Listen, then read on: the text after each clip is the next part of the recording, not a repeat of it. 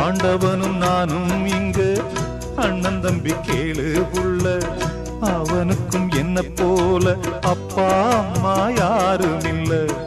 ஆண்டவனும் நானும் இங்கு அண்ணன் தம்பி கேளு புள்ள, அவனுக்கும் என்ன போல அப்பா அம்மா யாரும் இல்ல. ஓடும் நதி ஒருத்தனுக்கு சொந்தம் இல்லை அம்மா, ஓடும் நதி ஒருத்தனுக்கு சொந்தம் இல்லை அம்மா.